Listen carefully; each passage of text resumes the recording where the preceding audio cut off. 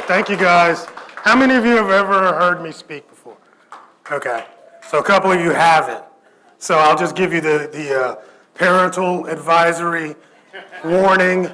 I might say some things that are offensive to you. I don't mean to offend you, but I really mean to offend you. Okay? I'm here to just shake up some of the things in the way you might think about some things. And that's kind of what I do, you know? But just a little bit about me. I'm a best-selling author. You know how that works. Everybody's a best-selling author, right? It's like, shit, my mom loved the book. And I'm definitely a thought leader in the e-commerce space. I mean, I do a lot of travel, probably about 25 to 30 dates a year. I work with a lot of larger brands like the IBMs and the FedExes and the Stamps.coms of the world. But also I deal with a lot of the independent sellers, and I am an independent seller myself. I'm not going to go through my whole, spiel about how I got started. That's a different speech. But, I started on eBay back in 2001 because I was going bankrupt. And e-commerce saved my life, Matter of fact, don't steal that. I'm going to use that as a topic. E-commerce saved my life. How many of you had that same experience? Right? It definitely saved my life, and it gave me a whole nother perspective on what I could do and how I could do things. Anyway, I was actually believe it or not, in 2006 or 5, maybe the end of 5, early 6, I was a beta tester for Amazon's third-party system, which you now are all a part of, but they came through the eBay top sellers and asked us to test a third-party system that they wanted to try. And I never took Amazon very seriously until like 2008. But at any rate, so I've been doing sales since 2001. I got 3 objectives today. 1, I want to help you identify new and emerging opportunities that are out there for you, especially because I know you guys are probably like cream of the crop, top-notch kind of sellers. So there's some things that you can be looking at and possibly doing to increase your sales. Everybody want to increase your sales? Anybody want to make some more money? Who want to make some more money? Raise your hand. Really? Y'all just want to eat some more damn barbecue. That barbecue put you to sleep. That's okay.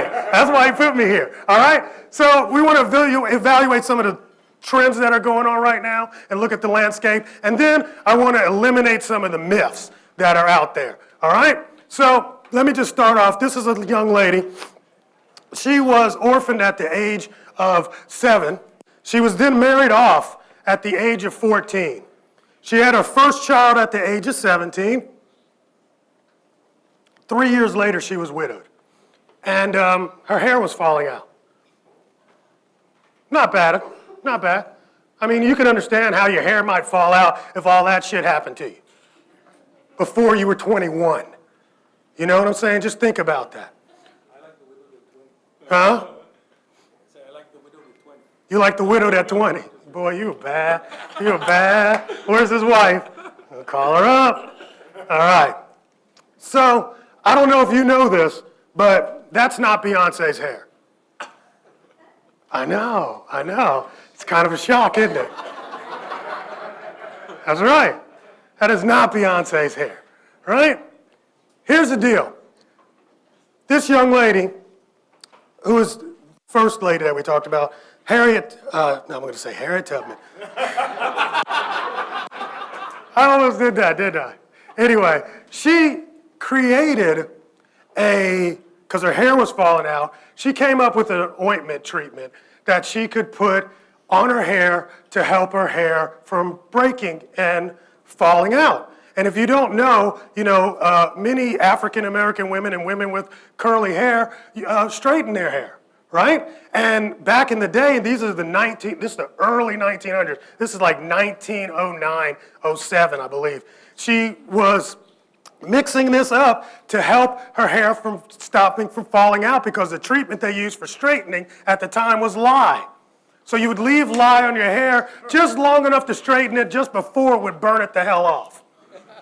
Right? Believe it or not. And there's still some treatments today. They say no lye relaxer because up until probably mid-70s, man, there was all kind of relaxers that had lye in it. So That was part of the reason why her hair was falling out, not just because of the things that were going on in her life, but also the things that you put in your hair to keep it straight. So it got pretty popular. And people would see her hair and be like, man, I see your hair's growing. It looks really nice. What are you doing? She's like, well, I got this stuff. I made this ointment, and I've been putting it on my hair, and plus now everybody wants to do it. So in order to sell it, she's created a business. She started selling door to door. Door to door, I mean, face-to-face selling. Most of us are just like the most chicken shit sellers in the world. E-commerce sellers, I mean, the reason why I'm on e-commerce is because I'm scared to go door to door. But door to door is where the money's at, right? Because I know anybody that can actually sit and talk to one person and get that one person to buy something, they make the most money. Salespeople make the most money in the world, right? So she learned how to go door to door and sell. And she would give free demonstrations to the people and show them how to put it on their hair. But here's the deal. How do you scale door to door? It's kind of hard because there's something called like sundown. I'm not letting people at my door after sundown. So there's only so many hours in a day and so many doors you can hit. It's kind of hard to scale that, right? So she came up with an idea that she would start asking, she came up with an idea first. She put an ad out in the paper. But she didn't have a way to reach. If you look at social media today, what is social media? Well, I think the first part of social media is the social part. That's the most important part, isn't it? You meet people. It's a social environment. She didn't have what we have today. So if I want to talk to 100 people, I can do it literally by turning on a live, right?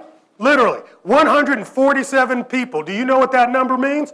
That's the average number of friends every Facebook member has. At least 147. So every time you touch one person, you have the ability to reach their friends, which are 147 others, right? Well, she didn't have that. So she came up with an idea. She said, well, what I will do is I will go door to door, and I will find one of the ladies that had some influence, and I will have a demonstration in her house. And I will give the treatment to the lady for free just so she can invite the other women in to see the demonstration. And now I don't have to go door to door. I can literally sell everybody in that apartment building just by having that one demonstration. Brilliant idea, isn't it? Oh, hell yeah, it's brilliant. Shit, it wouldn't be no Avon today if that lady never made up that business model. She made up the business model. Mary Kay is here because of that business model. Of being able to do a Tupperware party because of that business model. That's how ingenious it was, and it sounds kind of like, oh, we're so used to it, but when there's nothing, no predecessor, it's like, oh, that's pretty brilliant. Matter of fact, it's so brilliant that Entrepreneur put her in the top 10 entrepreneurs in America, ever. Not only that, Madam C.J. Walker was, when she died, her house was bigger than the White House. And then you have to, this is 1920, her house was bigger than the White House. She is the first self-made millionaire female in our country. But you've never heard of her. I wonder why. I don't know. But anyway, it's a black thing, you wouldn't understand. But you have to think about this. This is so she's Oprah before Oprah, right? Very, very powerful woman, and like I said, her business model's been copied by Tupperware, Avon, and all these other kind of things. I don't know if you've ever been to the purse parties, and this business model just works. And why does it work? It works because of the social factor. So if you look at social media right now, you've got Facebook, you've got Instagram, you've got Twitter, you've got all of these platforms, and people always ask me, well, where should I be in? Which platform should I focus in on? Well, I just showed this chart. If I show you this chart, which one would you probably start with? Wouldn't you? 1.7 billion people. Matter of fact, that's already at 185 now. People are constantly coming. So if you're going to go for the fish, you might as well go where the most fish are to start with. I get it. Your kids like Snapchat. I get it. Who gives a shit? She's not buying anything unless I give her the money. I get it. So I'm not a Snapchat hater. I get it. I know a lot of people are doing great things on it. But if you only had one choice, Facebook becomes very obvious for me. And part of it is really because of the tools that they're building in to allow you to build that door-to-door feel without having to go door-to-door. How do you go door-to-door on Facebook? No, starting a group would be more of a one-to-many. What would be a one-to-one on Facebook? Exactly. Messenger. Now, man, I can go all day about how Messenger is going to change the world. It's going to change the world because they have a design on Messenger on how to do it for commerce. So start building your list, all right? So let's talk about marketing, which a lot of us have not taken a lot of time to look at it in our business, right? Because it's like we use the marketplace. That's why it's called a marketplace, because we paid them 15% of our money to do the marketing for us, right? Because the people are there. I get it, right? And then we pay them another 15 to 20% to pack our shit because we don't want to do that, right? I get it. But there are opportunities for us to do some marketing to attract people to get more sales. Because we know the more sales that come to our products, or the more eyeballs that, it's another thing, it's not the more eyeballs that come to your product that make it move up in ranking, is it? It's the more sales, right? And I see so many people doing marketing straight to their products on Amazon, and I'm like, you're really hurting yourself. Because you're bringing a lot of looky-loos. And really, there's another part that goes to the sales part. There's also the conversion part. So Amazon is not just looking at how many sales you had. They're looking at how many people actually landed there and then bought. So if you got 1 million people going to your site or to your landing page and nobody's buying, guess what? You're losing ranking. Because obviously, people are finding your product and they don't really want that product.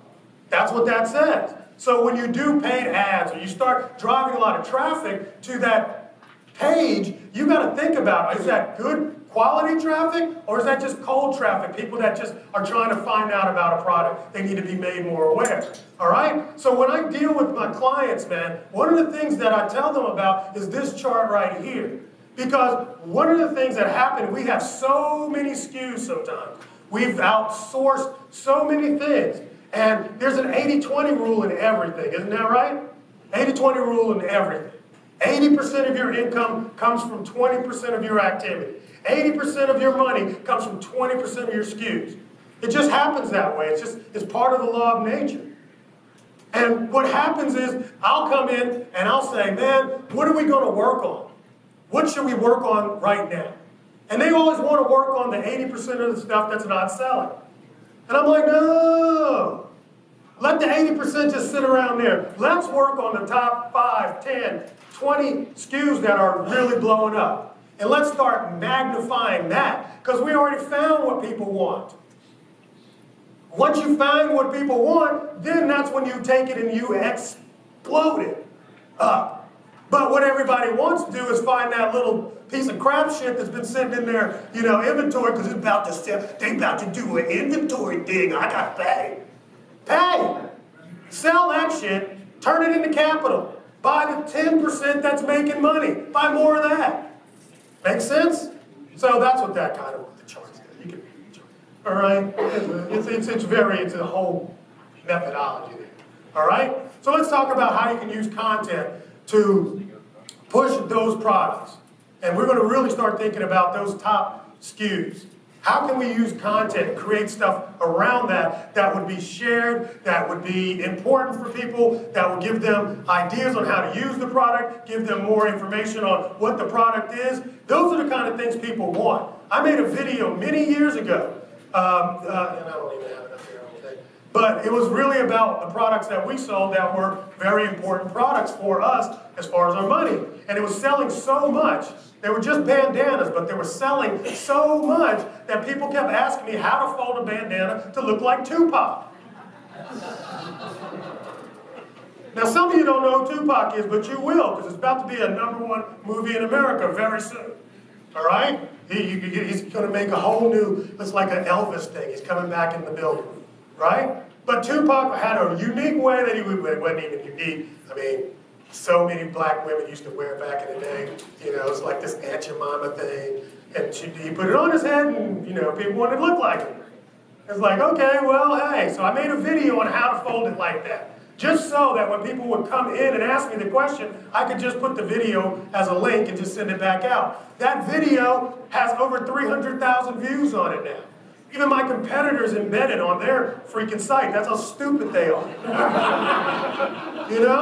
So you make kind of content that people need, and it'll get shared. That's how you go viral. Most people that try to go viral never go viral. It's hard to viral. You can't make a viral video. It's really hard.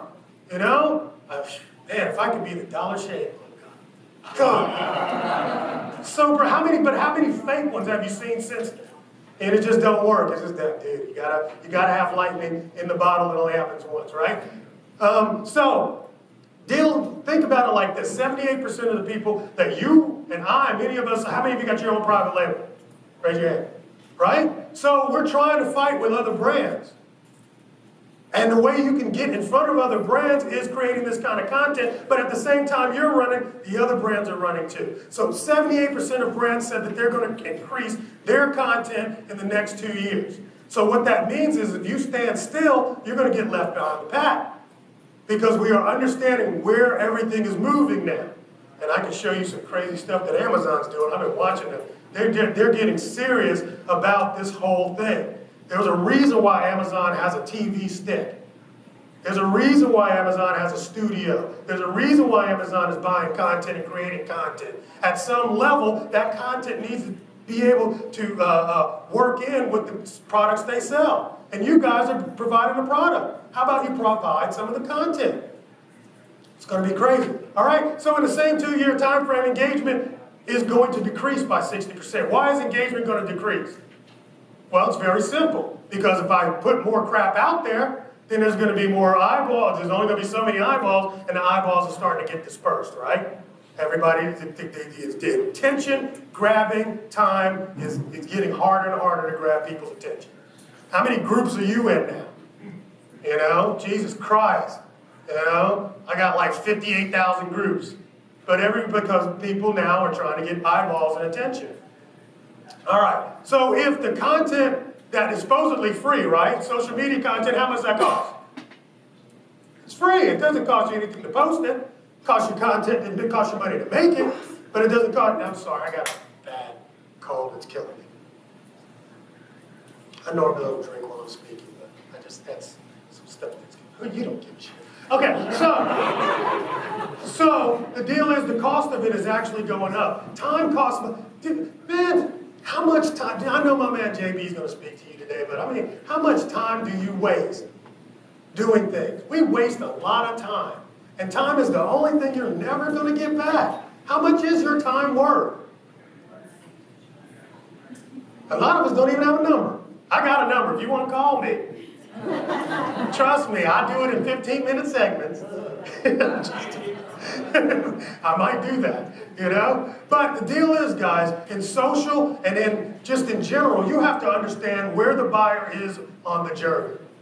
And so there's 3 major places that they might be. They might be in the awareness phase, where you're trying to make them aware of the product, or they might just become aware of a product. Or they're in the consideration phase. Now, once they're made aware of the product, they're considering maybe if I should buy it. And you're trying to get them convinced that they should buy it. So once they're in that consideration phase, you have a different level of content that you can use for that. And then ultimately, the decision phase is they're buying it. All they're trying to figure out is who to buy it from. And so when we're on the Amazon platform, we're pretty much in the decision phase all the time. We create our content on our site, on our product, for the decision-making phase, right? Our bullet points need to be there so that when they're making a decision on the product that they've already found. I see people do this all the time. We spend all the time talking about here's my bullet points. The cup is white. It's got a hole in the top so you can drink it. It can hold hot liquid. Who gives a shit? They already know that. They're already there because of that. They're not there trying to find something that will hold coffee. They already drink coffee. So your bullet point should be in the decision-making phase on why they should buy your cup, and other than the other guy that's creating the same shit in China, that's got the same name as yours, but your brand's on it. Oops. Right? Is this making sense? I know this is after lunch, but you need to catch me on this, because this will change your conversion. People have already been made aware of it. They've already considered buying it. All they're trying to figure out is who to buy from. So your content needs to be reflective of that decision-making stage. All right, let's move on. So, here's some things that you can actually do to help with the decision-making stage. All right? So, if you're in that phase, you can do comparisons to other products. Of course, you don't want to mention the people's names, especially on that. But here's what other things do. Here's why ours is better. You can do case studies, trial downloads. And this is for people. Who else has their own e-commerce site, off-site? Okay, so you go, oh man, I'm talking to them. Dang, right. All right? So you guys can go all the way over in here for your website. Over here should be for your social media to make people more aware. Yes, sir.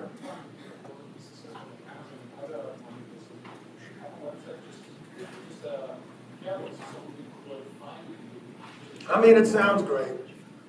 You know, it sounds great. It's like, I should have another kid just because I already have one, so I can just use that food that this one doesn't need to eat that, right? You know what I'm saying? So what happens is, it does take away some of your time and attention. Don't discount that, because you want to feed the kid, even though you it's like, man, I've put the site together. I know so many people that got sites that are just not doing anything. If you're going to do the site, do something with it, Then if you're just going to put it up, you can just do that with a landing page, really, So yes, you can have a catalog site, but you're going to just sit there and get frustrated a lot of times. It's just nobody comes, Build it and they will come. Guaranteed they won't come. It just doesn't happen. You got to build your brand around that. So once you build it, feed it. Once you build it, feed it. I mean, I get it. If you just have it, fine, that's fine. But don't expect a whole lot from it if you're not going to feed it. That's kind of what I'm saying. All right? So here's a company. I love this company because this company has attached their social media to a messaging.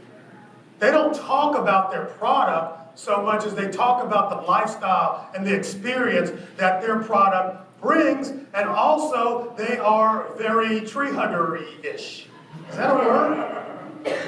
So they deal with, what's the word I'm looking for tree huggers? Green environmentalists. Yes. Environmentalists too. I mean, I will recycle my cup. I mean, seriously. Should at least do that cycle. It's jokes, people. But they've attached their brand to a cause. And this is hot for those young kids. They need a cause today. I'm just because I'm still alive. Cause I need to eat. That's my cause.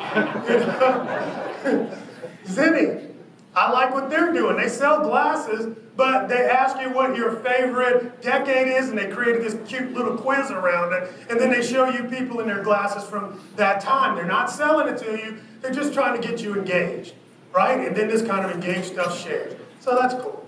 All right. Pop quiz time. Since I've talked about millennials a little bit, what does the average female millennial spend more than 5 hours a week doing? If you've heard this already, don't answer. Facebook? Exactly. You heard this before. It is. Can you believe it? 5 hours a week, selfies. More than half a day's job is taking selfies. I got my executive assistant right back there right now. She'll say, man, I do that at least 8. Taking selfies. Isn't that amazing? You're like, dang, dude. Right? So they've got it down to a science today. Here's the key, though. Each one of those people that are taking selfies, they're not taking it just for themselves. They've got an audience. They influence somebody. So a way to actually get to people, and here's the deal, man. When I told you in the beginning, I work with a lot of brands. The only reason why the brands talk to me is because they know I got an audience. They hire me as an influencer. Just because if I talk about, I mentioned the damn brand at the beginning of this conference, right? At the beginning of my speech. That puts it top of mind. Influence works. And you can work with a lot of people that have great audiences and send them a piece of your product and ask them to take a picture with it or mention it. And influencer marketing actually works. And the cool thing is when I'm talking to you about creating the content, you let the influencer create the content. Because it's their audience, they know what they're going to like. Say, hey, you create the content or you guys work together or what the outcome would be, and you let them create the content, and it helps get them top of mind brand aware. Because they know their audience, and as long as you have a goal, you can get with these influencers and try to get in front of their audience. Look at this, man. 92% of people trust recommendations from regular people. 8 in 10 of the most influential people for Gen Y are YouTube stars. 8 in 10. I can't believe that. That's just amazing to me because it's a different world than where I'm from. It's a different world. Y'all don't even know that. 81% of marketers actually are using influencers right now. The marketers have used influencers in the past. At least 81% of actual brand marketers, right? 51% of marketers believe they get better customers from the people that come from influencers. These people are going to be brand savvy. They're going to be really attached to your brand just because it came from a good influencer that they trust. So here's some sites you can use. Famebit.com. Famebit.com is like, I would give it like a reverse eBay. Here's what I need. You put out a ad, and you tell them what you're looking for, and people respond. Famebit.com. And that's good for people like you and I, just a couple $100. We can go out there and find influencers. All right? Another one, GrapevineLogic.com. Grapevine Logic. Play with this. Take a couple of dollars, and see if this works for a brand that you are already doing well with and that would make sense for you to send out to an influencer. All right? And, you're going to tell the influencer these things, and they're only going to respond to things that make sense because they don't want to be peddling crap to their audience either. All right? Now, brandbacker.com. Brandbacker would be more for a larger brand. When you're ready to spend, a couple of thousand, I would go to this, 5, 10,000. This is where you want to go. This is where you get to the PewDiePies. Is that what his name? Cutie Pie, whatever. Cutie Pie. Cutie Pie, whatever his name is, Cutie right? Pie. These guys are making millions of dollars. But it's not by accident. There's an entire ecosystem. And this is part of that ecosystem and how you get these people to start helping you get in front of their audiences. All right? Now, the myth busting. I miss these guys. They try to bring some new ones back. We'll see if that works. But myth busting, man. You think you need more traffic. It's like if I could just get more people to my site, if I could get more people to my landing page, if I get more people to do that, so all we're ever looking for is more and more traffic. But I'm going to tell you that's a myth. What you really need is you need to stop dropping people out of the funnel. It's the people that click, puke, and leave. Those are the ones you want to get. You already have enough traffic. There's enough traffic. If you do a traffic report on your single SKU, and you see how many people came to your page, you realize immediately that you have enough people coming to your page that would remove all of your inventory in a day and a half. Because that's how many people come and look. So the fact is, there is some opportunity if you recognize that you don't have a traffic problem, we got a conversion problem. And start with that kind. Why are they not converting? Because all traffic is not the same. So there's 3 types of traffic. There's paid traffic, there's earned traffic, and there's owned traffic. Just without even thinking, which one do you think sounds better? Owned, right? Just sounds better. I want to own right? You can rent your lifestyle or own your life. I know so many people that rent lifestyles. They make videos telling you how to be like my rented life. I've got a garage full of rented cars this weekend. Be like, really, dude? Seriously? Okay, won't you own some of that shit, and then I'll try to be like you. You know? All right, so here's the earned traffic. Earned traffic is content you make that people end up finding because they're looking for information. So this is that video I was talking to you about. Now you see that I've spent a lot of money on this video. I had a team come out, like these guys. We did it from multi-camera angles, you know. Please. I made that shit on a 1 megapixel camera. Right? And if you can't really tell, but right there, oh, that doesn't work. I don't have on any shoes. I've got some ashy feet comments on them. Right? I would have been a YouTube star, but I cut my head out of the video. Damn. You know? But if you look, you can see 4 Papa wears a folded bandana, 307,000 views on it. If you go out there, it's probably about 350 now. It just keeps going and keeps going, and we keep getting customers and clients from that same stupid video. Matter of fact, I stopped. People know, yeah, a year ago I was doing this, and I'll tell people I don't sell bandanas no more. I started selling them again, just because of this video. People keep asking, how do you get bandanas, man? Tens of thousands of dollars from this one video. I've been able to totally track it, all right? Crazy. Okay, everybody knows what the paid is, paid advertising. I won't go too deep in it, but we'll go a little bit deeper in a second. And then own. The money's on the list. So even if you don't have a website, can you have a list? How do you get a list? Very carefully. It becomes harder and harder, right? I don't know, man. A year ago, I would tell you, man, all you got to do is download those phone numbers and upload them to Facebook, and bam, you got a list. You can't do that no more. They stopped giving you the phone numbers, and Facebook stopped using the phone numbers for lists. Damn it. Right? But for years, man, I was killing them on that. But how many of you tried Facebook ads? Right. I know, it's just like this, ain't it? Like, oh, man, I can't believe I spent that much money. Because you can burn a lot of money on Facebook ads. And I tell people, man, Facebook ads is the greatest thing ever, man.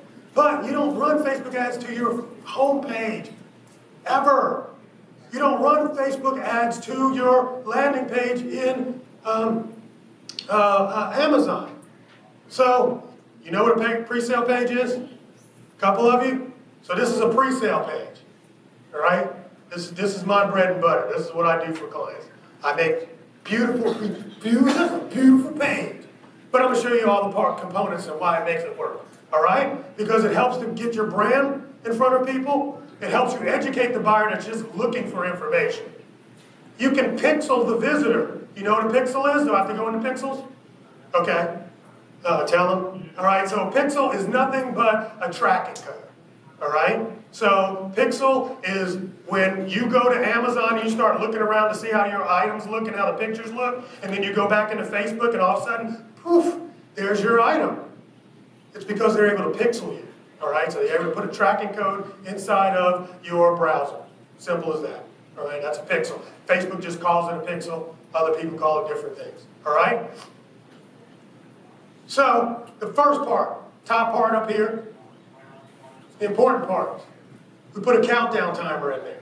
Why do we put a countdown timer in there? Huh? Call to action. Create what? Create urgency. Create urgency. Exactly. All right? This offer's about to go away in 25 minutes and 14 seconds. Make it some crazy-ass, easy number, but make sure it's not a 00. Right? Then every time you go to these pages, it says the same thing. But people won't go back every time. They just, don't worry about that shit. People are stupid. Trust me. Don't worry about it. I get it all the time. It's like, what if they come back? It don't. Never had anybody say, hey, you're still running that special. All right? So, what else are we using? Here's the key. This is the brand. How big is the brand? Not very, is it? And I'll get people, man, make my logo big. Nobody buying your damn logo. So don't overwhelm the product and the price with your logo. You want to care about whether you call me John or not. Just when you put the check together, spell my name right. I don't care, right? So don't get overly attached to your brand, because it's not about the brand. We don't want to distract it. What brand do we use a lot, though? Why do we use Amazon's brand? Exactly. Why people trust? How many of you trust Amazon? Shit, you crazy. You gotta erase that part from the camera. I like to work with Amazon too. All right? But people trust the Amazon brand for the experience, right? So we use that. All right? Next section is right here with the pricing section. You want to tell them, just like Amazon does, and give them the bullet points and the prices, and a nice big picture, right? And another button. So no matter where they are on the page, usually they can get to the buy button. I don't want them having to go anywhere else. And if I'm doing it for a website, it goes to the website, right? But I know, and the deal is when I'm running the ad, this matches the ad that I'm running directly. And you know, once you get in Amazon, people get distracted. It's just like Facebook too, man. As soon as you get a notice from Facebook, if you go into Facebook to look at something, you find yourself 30 minutes later and forgot to even find what you were looking for the first time. Amazon's the same way. It'll distract people, right? And you're sending them to the page, and all of a sudden there's other crap popping up at the bottom every time they scroll, and they're like, oh, but that one's only, right? All right. So what else? So I put the bullet points in there, what you get. Short product description starts coming in here. And the cool thing is, you know, you can put a long product description. A lot of times we'll have these secondary images. We can put videos into the ad now, right? We can educate our customer on why our product is better than the other customer. We can make those direct product comparisons that we can't make on Amazon. This gives you so much room to do the marketing the way you want to do it. So you send them to this page and you pixel this page, which you can't pixel an Amazon page, and they become part of your mailing list. All right? Then we do another thing. It's kind of a recap of the bullets for the key features, why people want them, and of course, free shipping. We want to use, you know, any kind of guarantee just to make it feel better for people and remove any of the risk. All right? And now this is the final, this is the bottom. It gives us an opportunity to cross-sell now. Got it? And once you do the cross-selling, of course, you can get the buy from Amazon. And this, again, are trust areas. And I actually send, a lot of times, for the terms, conditions, return and exchange, those are just hot links over to Amazon. What kind of links are they? Somebody, because if you buy somebody else's stuff, I can, exactly, right? So these are affiliate links. So even if you don't buy my shit, I'll still get 4%. Not bad. You know, but we're here, we got one objective in mind, and really, for you to advertise products, you have to have these three things. You have to have a privacy policy, terms and conditions, and you want to return and exchange, because if people ever ask you that question, it's right there for them, okay? Make sense? Good stuff, right? So this is what retargeting is. You know, we talked about it already. If you go to a site, you see something, you move away from that site, go back into Facebook, and you see, or another website, if you're using the cookies from Google, it'll follow you around from website to website. If you use the cookies from Facebook, it'll follow you into Facebook. Cool? Is that scary to you? Does it feel like Big Brother when you're doing that? And you go, me too, I do too. I love it. I'm like, yeah. You can't get away from me. But you know, the deal is a lot of people, and this is what they're talking about, man, in San Francisco, you know, in San Diego, wherever the hell those sand people live, right? Where the coders are. They want to make it not feel like Big Brother. And you don't want your advertising to feel like Big Brother. What do you want your advertising to feel like? You want it to feel like Big Mama. Right? My mama want to know, where you going, boy? Where you going? What hotel you in? Can I call you? Right? She wants to know everything about me. But why does she want to know? Why is she following me? Because she loves me. And that's what we want to do. We want people to feel like we're showing them that. Because you know you really wanted a baby, then you want that. You know? So this is the conversation that's going on right now with this retargeting stuff, man. We want to move from Big Brother to Big Mama. So, but the thing is, you understand it might take 7 times for somebody to see something before they decide to pull them. But, right? And so if you have that ability to pixel them, they can't, and just realize that for all the looky-loos that are interested in a product or just want to find out information about that product, you're servicing them. So when they go to through the rest of the buyer's journey, you're already top of mind of where they want to buy because you gave them the information that they need. Right? So even if they don't purchase from you or push that Amazon button and go over, you've got them on a list and you can retarget. Is that good stuff? Is that good stuff? Okay, just feed my ego. All right, cool. So it's 2:01. How much time do I got, Jeff? How much time? Like 10 minutes. Oh, really? With Q&A. Oh, With yeah. Q&A. With Q&A. Okay, no problem. So- All right, so I'm just going to give you a couple of tools. All right? BuzzSumo. Anybody used BuzzSumo before? Yeah, it's kind of cool ways to find out what's hot, how people are, what's trending, and gives you those kind of things. Because, I was just with a friend of mine, his name is Jason, and Jason does a lot of, what do you call it, goes to the Goodwill and stuff. Thrifting, thank you. I don't know why it's old people brain. I didn't have my ginkgo biloba today. So the deal is, I need an affiliate link. So the deal is, when stars die, things go up. When wars start, things go up. When things happen in the world, things just start trending. You had no idea it was going to trend. This will give you some idea of what's going on right now across multiple platforms based on interaction. BuzzSumo, okay, it's what's buzzing right now. Fiverr, everybody loves Fiverr, don't they? Right? You can get anything done, come clean my house, $5. No, it's not like that. But if you need, ads made for Facebook, you can get them done there. If you want a logo created, you can get it done there. I call Fiverr 20er. Yep. You know why, right? You take one task and spend $20 on it. Find 4 or 5 people to do it, and then pick the one you like, and they get all the rest of the work. That's the way to do it. All right? Fiverr's a great spot. All right? IFTTT. If this, wow. Yeah. If this, then that.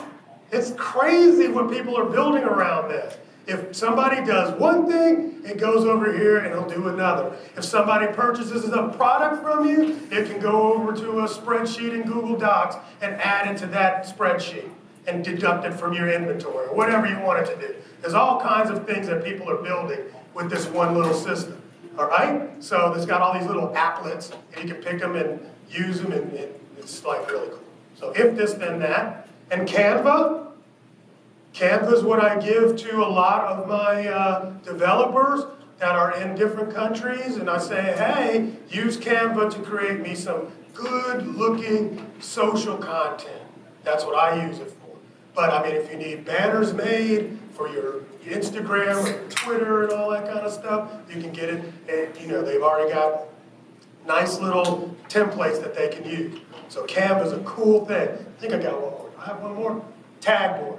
Tagboard. It allows you to search across multiple social sites with a hashtag. It's a shortcut. I like it. Okay? So that's just a couple of things. All right, so let's wrap it up. Social media, what I was trying to really present to you is that social media is the way for you to do one-to-many. So it's not the one-to-one. The one-to-one, in my opinion, is the messenger, right? And you can really start a conversation individually. But being able to do the demonstration in the middle of the living room, that's social media. you know? And it's got a lot of word of mouth, and once people are really bully on something, they will spread it, all right? Start social with the awareness end of the buyer's journey, not the purchasing. Recognize that people are just interested in stuff right now. They're really there to see cat pictures and baby pictures and talk about Trump. Good or bad, right? But I mean, that's what, they're not there to buy your stuff. So you've got to make sure that when you put content in front of them, it's not all salesy because they're not in that mode right now, you know? But if I got a hurt foot, then you might be able to sell me a cast. But not right then. You just want to tell me about 5 good ways to nurture your hurt foot. Right? Anyway, go on.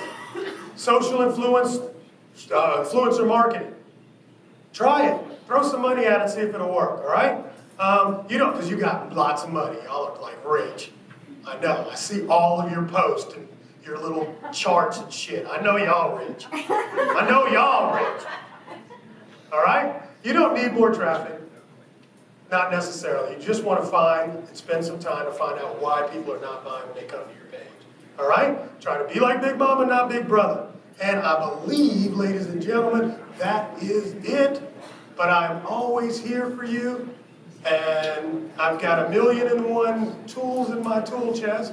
So if you ever want to reach me, you just go to that website or that URL. Call me back, John, and I'll actually call you back. I will. No, I won't. She will. But, no, I'm teasing. All right? Yeah, can we have a couple questions? Yeah, you can have All right, what do you some. guys think of John? Thank you. All right, so Cool. let's do a couple questions and then we're going to move on. Everybody got a question for John? By the way, I'm going to add a commentary here and say that what John talked about is what I believe is the future of Amazon selling. Your ability to drive external traffic to your listing to drive your sales is the new solution for things like Snagshout and the changes that occurred last October. And for companies that have massive audiences, that have big social presences right now, there's a little trigger they can push. And anytime they want to pull the trigger, bam, they send sales to Amazon. And you won't ever be able to stop them. Think about that. Yeah. Mike Brown, how many people are in your Facebook group? 390,000. If he drops to position 2 in coffee, bam! He's got it back. That's because they're all addicts. And he doesn't have to give 90% off. He could probably give 10 and people would jump. Right? Because no sales. Eric's goes no sales. No right? sales. So how many people in here have a Facebook group that's built around their products that they can drive traffic to their Amazon listing? Nice. You guys are on the cutting edge. That's right. Everybody else, you've heard about it here. You heard about it here first. If you need help, John can help you. Got time for 2 or 3 questions. Anyone? Got one. Miss Cornelia. Thank you, sweetie. Do you have a service or something that you recommend for lead pages, or do you just do them in HTML? Do I recommend for lead pages or do I do them in HTML? There's a lot of, can I be real with you guys? Lead pages is so, for me, because they all look the same. I'm so bored with them. But there's a whole lot of other ones out there, just ClickFunnels. Does the same thing, actually does a little bit more. Probably costs you about the same, I guess. I don't know what lead pages are. But just understand there's Optimized Press. If you're a WordPress person, Optimized Press, and you can do like anything you want with it. A lot of us need that template, and I think Lead Pages has done a great job of creating a lot of templates, but also at the same time they did a great job of marketing, and so everybody's got Lead Pages. So if I see one more lead page, it's at the top of mind. As soon as I see that format, I already know what's going on. It's like, as soon as I sign up for this, they're going to add me to the list. You know what I'm saying? So there's a lot of them. I'm not dissing lead pages, but if you're not already locked in, do a little bit of look around. You know how to do looking inside of Google? There's this tool called Google. I'm going to give you something that will change your life. You put in any brand name, like you put in lead pages, and then you put in 2 letters, space, VS. So that means you're putting in lead pages versus. And you're just going to get all this content, and everybody's telling you, here's lead pages versus this one, versus that one. That's how you find other options for everything. No, you don't do that for Seller Labs. No, nothing comes up. Nothing comes up. That's bad. Anybody else?